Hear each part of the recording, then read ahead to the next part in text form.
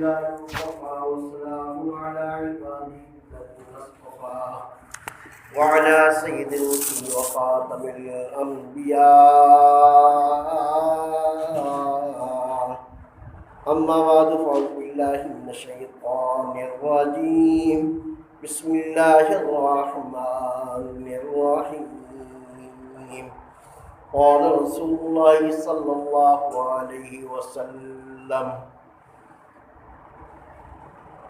الصوم لي وأنا أجزي به قال رسول الله صلى الله عليه وسلم الصوم جنة عن أبي هريرة رضي الله عنه قال قال رسول الله صلى الله عليه وسلم إذا اتخذ الفيء دولا والأمانة مغنما والزكاة مغرما وتعلم لغير الدين وأطاع رجل امرأته أو كما قال النبي صلى الله عليه وسلم قال الله تبارك وتعالى في القرآن المجيد وفي القرآن الحميد يا أيها الذين آمنوا كتب عليكم الصيام كما كتب على الذين من قبلكم لعلكم تتقون صدق الله مولانا العظيم وصدق رسول النبي الكريم الأمين إن الله وملائكته يصلون على النبي يا أيها الذين آمنوا صلوا عليه وسلموا تسليما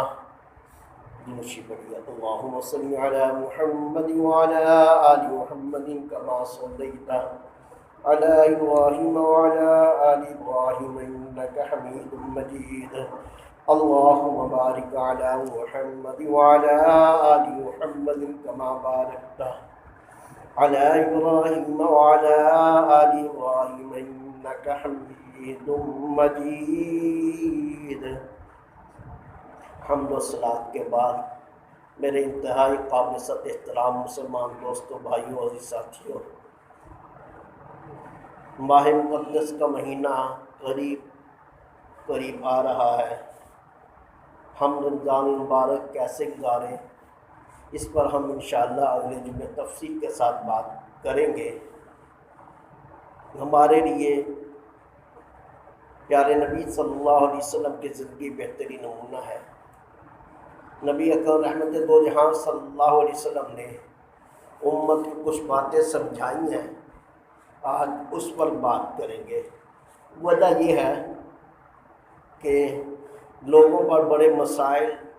مصائب آ رہے ہیں، بڑی تکلیفیں، بڑی بیماریاں، بڑے پریشانیاں ہوں۔ کبھی زلزلے آ رہے ہیں، کبھی طوفان آ رہے ہیں، اور کبھی وبائی امراض مسلسل لگاتار تسلسل کے ساتھ آ رہی ہیں۔ تو حضور اکرم رحمت دو جہاں صلی اللہ علیہ وسلم نے اس امت کو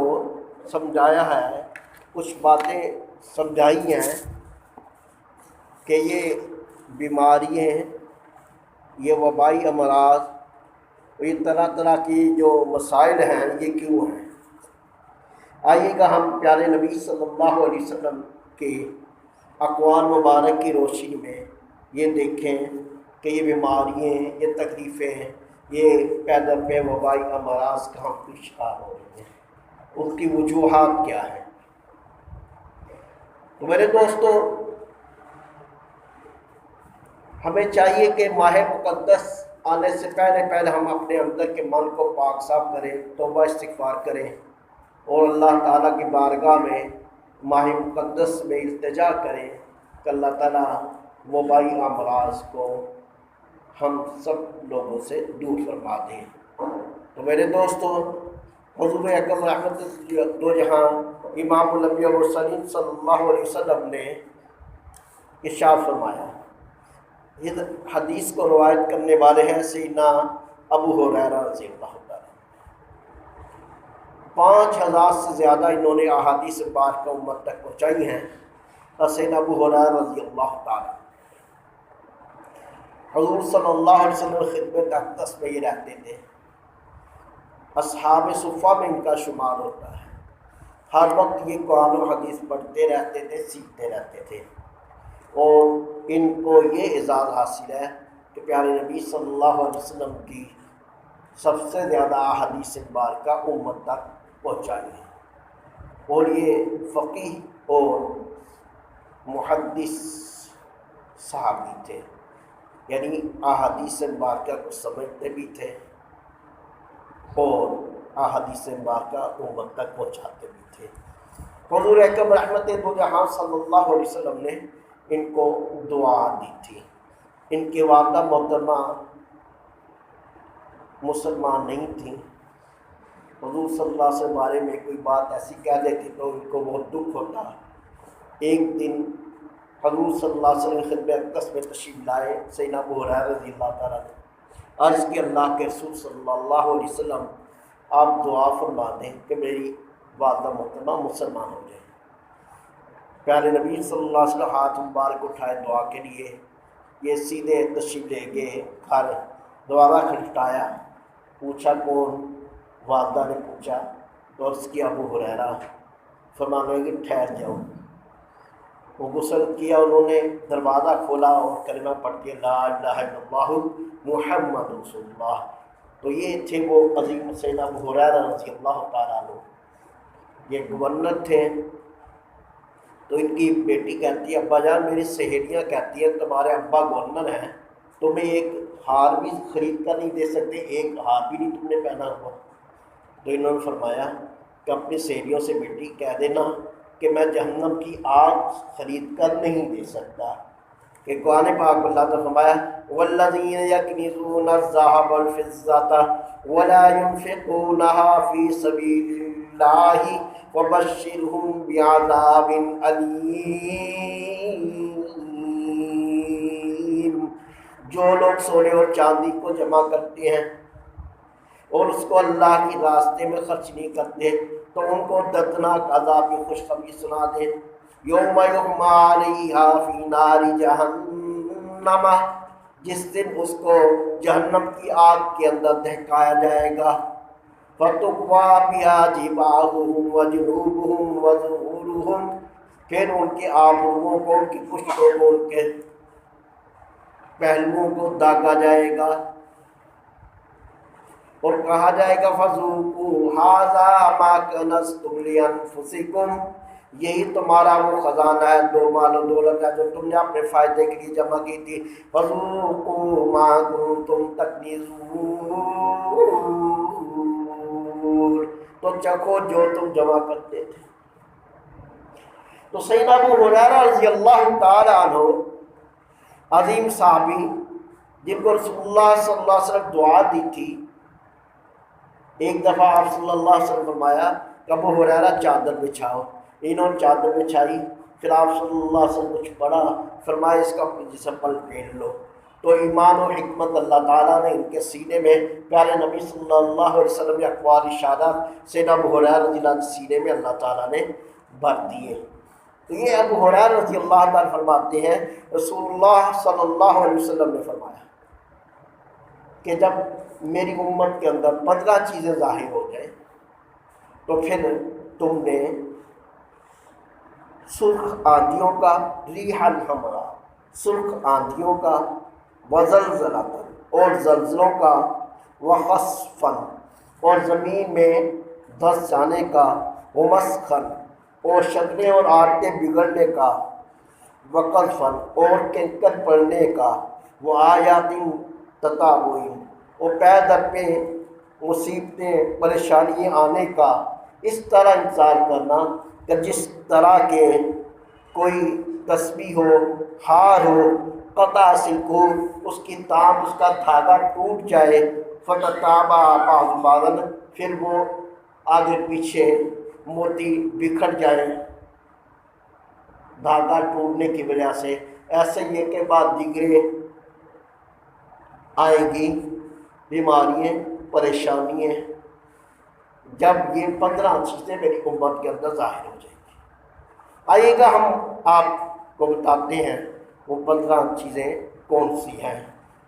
اذا اتخذ الفیء دولۃ، جب جو مال دشمن سے بغیر لڑے حاصل ہو اس کو حکومت وقت جو ہے نا اپنا دولت سمجھنے لگے، والامانت مغنمن، اور جو امانت ہے جس کے ادا کرنے کا اللہ تعالیٰ نے حکم دیا قرآن پاک کے اندر کہ ان اللہ یامرکم ان تؤدوا الامانات الی اہلھا، کہ بے شک اللہ تم کو حکم دیتا ہے کہ امانت والوں کو ادا کر دو۔ اور حضور صلی اللہ علیہ وسلم نے فرمایا لا ایمان لمن لا امانت لہ، اس شخص کا ایمان ہی نہیں جو امانت دار نہیں۔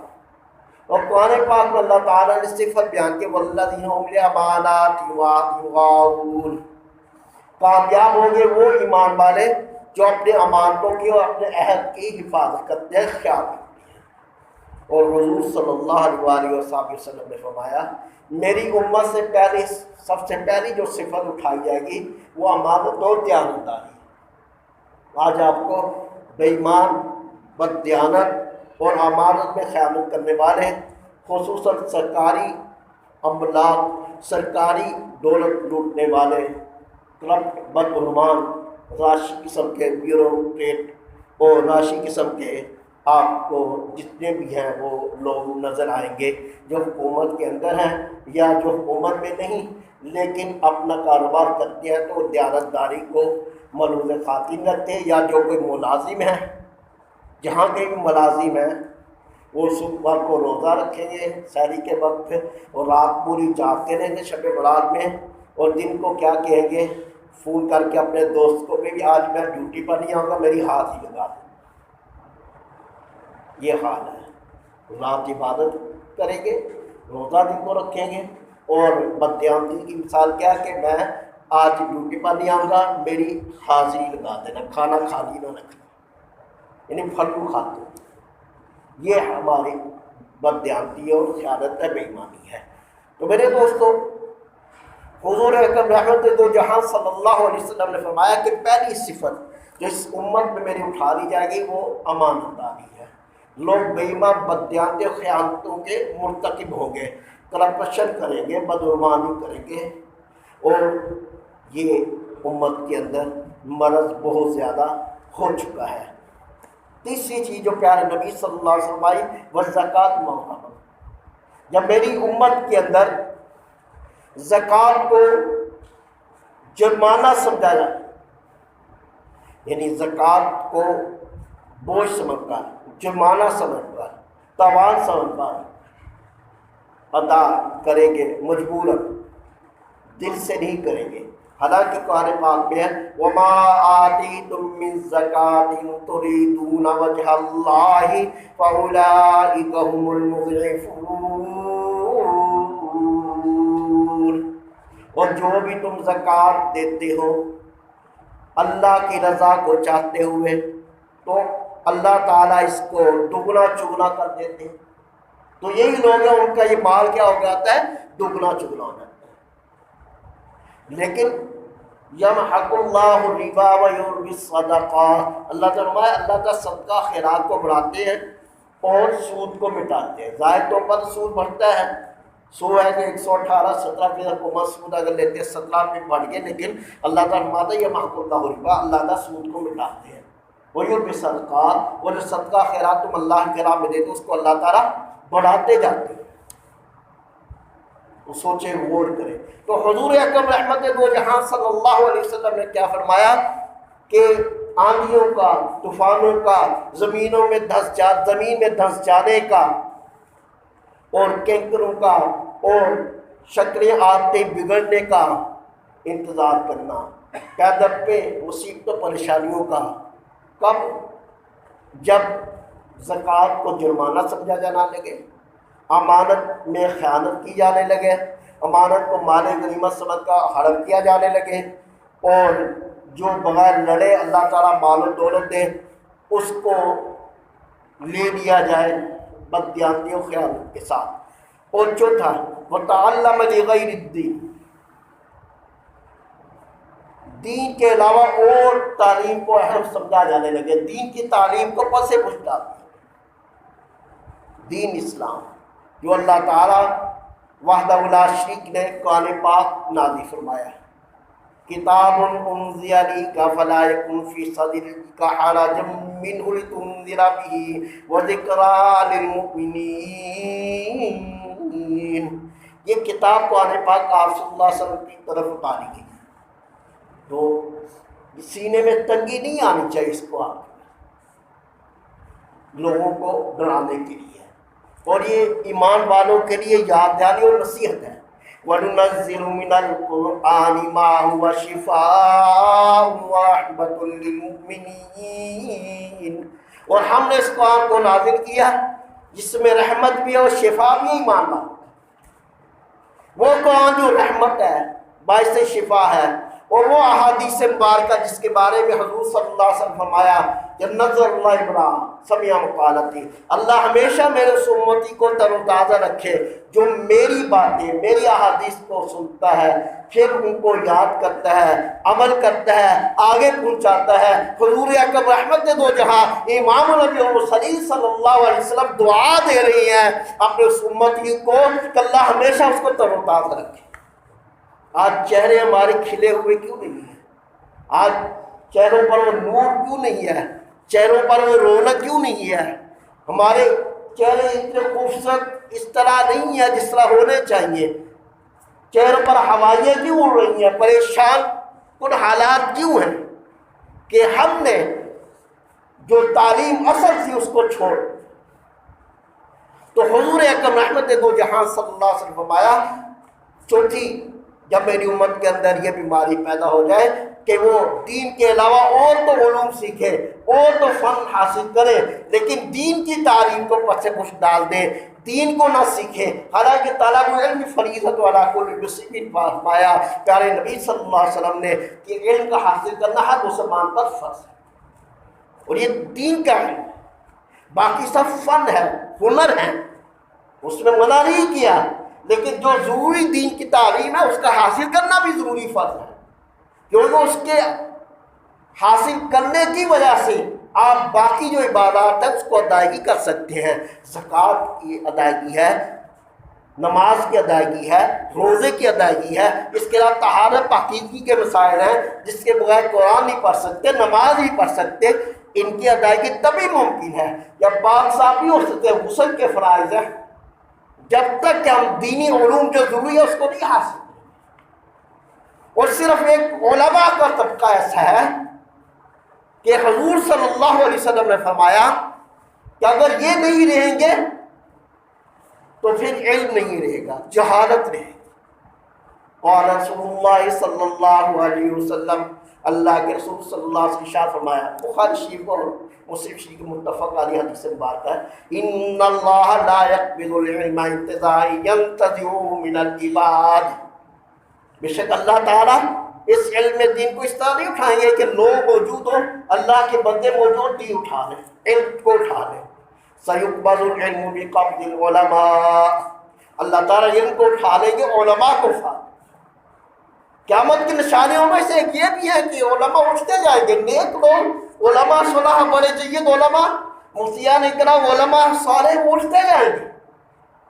حتیٰ اذا لم یبق عالما، جب اللہ تعالیٰ عالم باقی نہیں رکھیں گے، تھوڑے رہ جائیں گے، دور دور عالم کم نظر آئیں گے۔ اتخذ الناس رؤوسا جہالا، تو حضور صلی اللہ علیہ وآلہ وسلم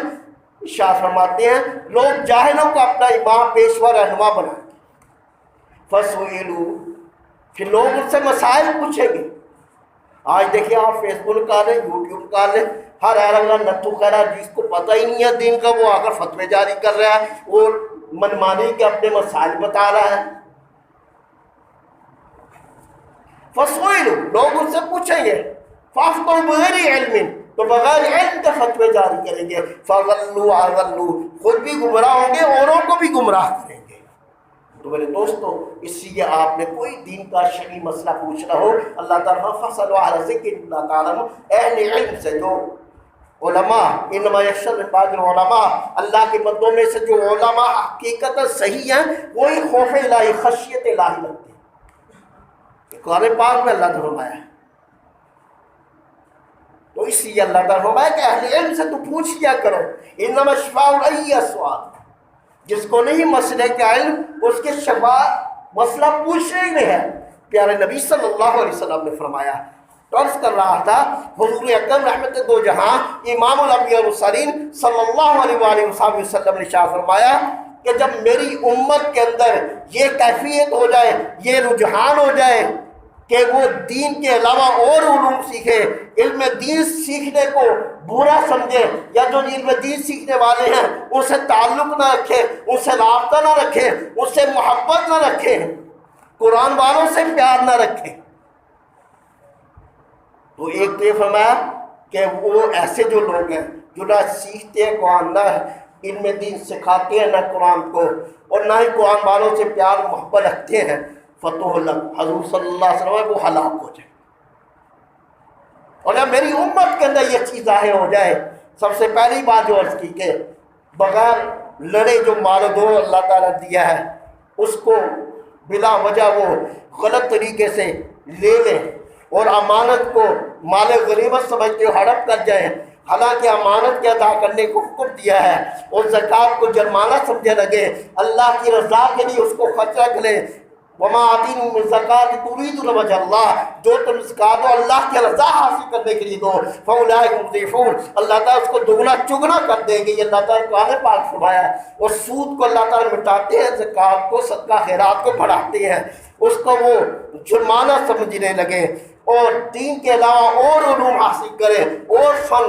اور تعلیم حاصل کریں، دین کی تعلیم کو چھوڑ دیں۔ وَأَطَاعَ الرَّجُلُ امْرَأَتَهُ وَأَخْقَى أُمَّهُ، اور پانچویں چھٹی اس میں یہ چیز آ جائے کہ اپنی بیوی کی تو ساری باتیں مانیں، اپنی بیوی کے سارے حقوق ادا کرنے کی کوشش کریں، اپنی بیوی جو غلط ہے یا درست ہے، دین کے مطابق کے بعد یا دین کے خلاف کے ہیں، لیکن وہ باتیں جو دین کے خلاف ہیں اور وہ باتیں جو کہ معاشرے میں پوری قرار دی گئی ہیں، یہ شریعت نے جن باتوں سے روکا ہے، پیارے نبی صلی اللہ علیہ وسلم نے جن باتوں سے منع فرمایا ہے، بیوی وہ بات کہے اس کی تو بات مانے، ماں سچی بات کہے، ماں حق کی بات کہے، ماں شریعت کی بات کہے، ماں دین اسلام کی بات کہے، ماں اللہ کے رسول کی بات کہے، اس کی بات کو رد کرے۔ واقع اپنی ماں کی نافرمانی کرے، بیوی کی بات تو مانے لیکن اپنی ماں کی کیا کرے؟ نافرمانی کرے۔ حالانکہ حضور صلی اللہ علیہ وسلم نے ایک اور حدیث کے اندر ارشاد فرما دیا ہے، ان اللہ حرم علیکم حقوق الامہات ووعد البنات ومنع وکرہ لکم قیل وقیل، بے شک اللہ تعالیٰ نے تم پر حرام قرار دے دیا ہے کہ اپنی ماں کی نافرمانی کرو۔ ان اللہ حرم علیکم حقوق الامہات، بے شک اللہ نے تم پر حرام کر دیا کہ ماں کی نافرمانی کرو۔ اور ایک جگہ فرمایا الجنت تحت اقدام امہات، جنت تمہاری ماں کے قدموں کے نیچے ہے۔ قرآن پاک میں فی جنت عالیہ، یہ لوگ بلند اونچی جنت میں ہوں گے۔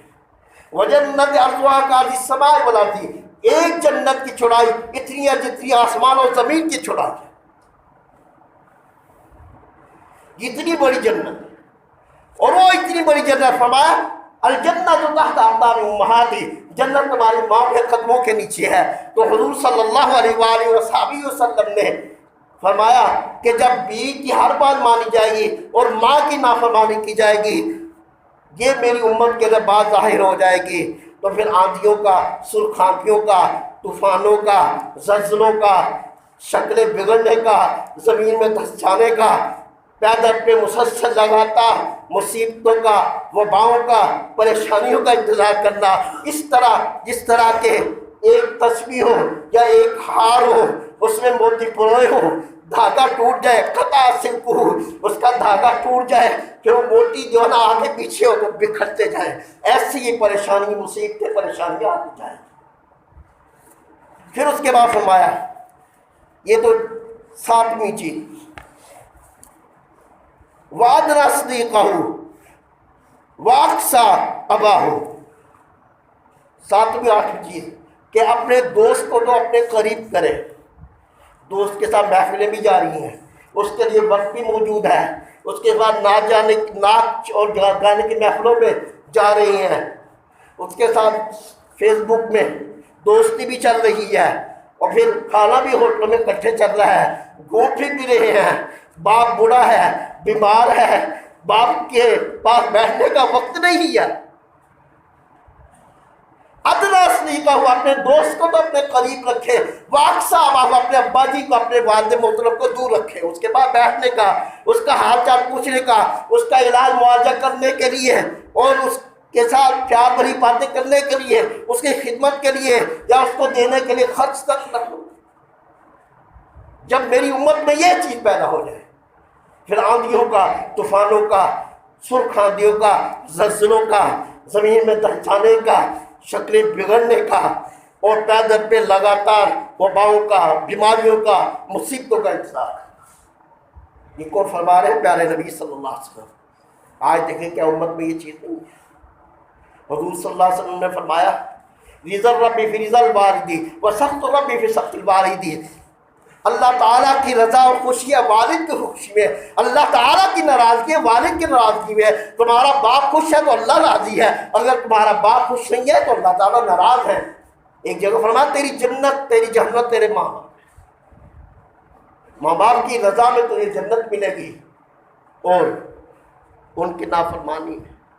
ان کو ستانے میں تمہیں کیا ملے گی؟ جہنم ملے گی۔ میں اپنے جوان بچوں کو یہ کہنا چاہتا ہوں، والدین کی نعمت بہت بڑی نعمت ہے، غنیمت جانیں۔ اللہ تعالیٰ نے قرآن پاک فرمایا وَوَصَّيْنَا الْإِنسَانَ بِوَالِدَيْهِ إِحْسَانًا، ہم نے انسان کو حکم دے دیا اپنے والدین کے حسن سلوک۔ ایک صحابی رسول صلی اللہ علیہ وسلم آتے ہیں، وَإِنْ ظَلَمَ، اگرچہ والدین زیادتی اور ظلم کرے تو حضور صلی اللہ علیہ وسلم ہاں وَإِنْ ظَلَمَا، اگرچہ تو جو کہہ رہا ہے ظلم کرے، اگرچہ ظلم کرے، اگرچہ زیادہ ظلم کرے، ظاہر طور پر تو نے ان کے ساتھ حسن سلوک ہی کرنا۔ وَإِنْ جَاهَدَكَ عَلَىٰ تُشْرِكَ بِمَا لَيْسَ لَكَ بِهِ فَلَا تُطِعْهُمَا، اگر تجھے یہ کہے کہ شرک کرو پھر ان کا کہنا نہیں مان۔ کیوں؟ اللہ کو حکم ان اللہ لا یغفر الشرک، اللہ تعالیٰ شرک کرنے والے کو معاف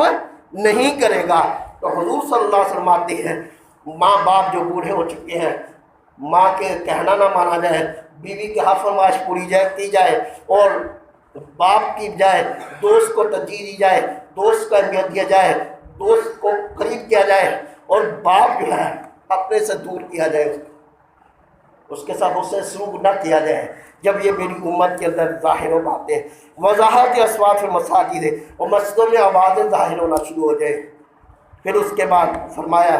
وساد القوم فاسقون،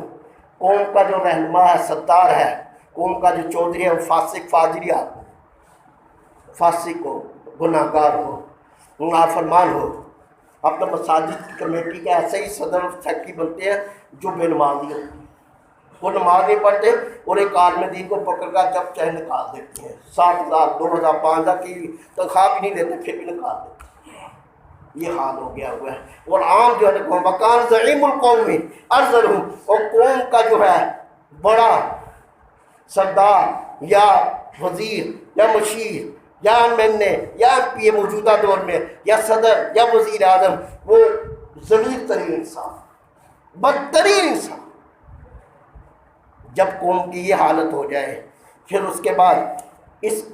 شعبۃ خمور، شرابیں عام ہو جائیں، شرابیں پی جانے لگے، اور شراب تو میرے دوستو آپ کو کیا بتائیں، آپ حیران ہوں گے۔ ایک شراب جو خمر سے، الماؤنی من العمل من العنب، خمر کہتے ہیں انگور کے پانی سے، انگور کے رس سے جو شراب بنائی جائے اس کو خمر کہتے ہیں۔ اس کو حلال سمجھنے والا شریعت نے کافر قرار دیا، اور اس کا ایک قطرہ اگر زمین پر لگ جائے وہ زمین ناپاک، کپڑوں پر لگ جائے وہ کپڑے ناپاک، اگر جسم پر لگ جسم ناپاک، اگر ایک قطرہ بھی پی لے چاہے نشہ ہو یا نہ ہو، شریعت یہ کہتے اس کو 80 کوڑے لگائے۔ شرابی کی سزا یہی ہے، 3 دفعہ اگر پیے تو کوڑے لگائے جائے، پھر بھی نہیں باز آتا اس کا فقتلو، حضور صلی اللہ علیہ وسلم اس کی گردن اڑا دی جائے۔ ایک ملک ہے سعودی عرب میں، آپ کو پتہ نہیں ہے، پہلے اس کی سزا منشیات کی جاتی، موت رکھی تھی، وہاں کوئی آپ کو نالیوں میں لینڈ کرتا ہوا جہاز نظر نہیں آتا، سمجھتے ہیں نا جہاز، وہ نظر نہیں آئے گا پورے۔ اور یہ اللہ تعالیٰ یا ایھا الذین آمنوا انما الخمر والمیسر والانصاب والازلام رجس من عمل الشیطان، ایمانو بے شراب اور جوا اور بدھ اور قسمت کے تیر، یہ قرآن دان جو مختلف بانڈز وغیرہ جو